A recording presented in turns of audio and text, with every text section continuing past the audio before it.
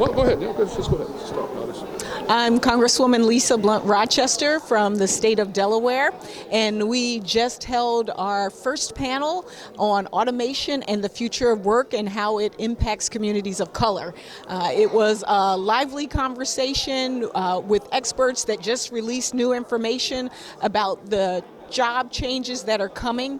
Many of us don't even realize because it's happening right before us. Everything from retail jobs where we're now shopping online and department stores are closing to the advent of autonomous buses and trucks. Those are good paying jobs that will possibly be lost. And so we wanted to have a panel that didn't just focus on what's happening, but we wanted to also talk about solutions and ideas for what we can do to be prepared for the change that's right upon us. Well, thank you for those brief remarks. One question for you, Congresswoman. Again, Brian Cartwright again. Thank you. One of the things that the panelists talked about today was the need to improve K through 12 education and connect K through education out into the workforce. That longitudinal commitment is also lifelong learning. Obviously, we have to retrain because actually Congresswoman Lawrence yesterday actually said that the average age of a skilled tradesperson is 53 years old today. So this is a huge gap. But we also are have a funding crisis, as we know. You're on the front line fighting to make sure that's happening.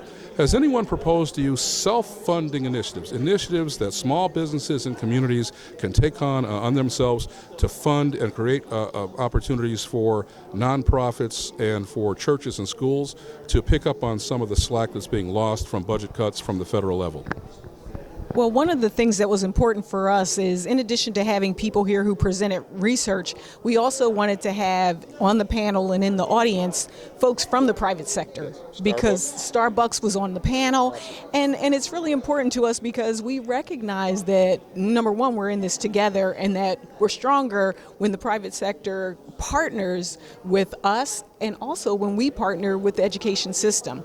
A lot of talk has been given to the fact that we're not prepared with the skills that we need for the jobs that are out there. And so to the extent that we can partner, I think it just makes for a stronger system and commitment. And one of the big words we talked about here today was reimagine. Yep. Reimagine, and I think that's key too. We can't look at the old outdated ways of educating and expect that we're going to be prepared for the future. And we need to take things such as that seem like negatives, like climate change, and say, well, can we create jobs from that? So that's what's exciting about it to us, is that this is the time to reimagine. Well, thank you so much. We hope to continue the dialogue with you on these topics. We're thank you for your comment and thank you for the opportunity. Thank you. Thanks, guys.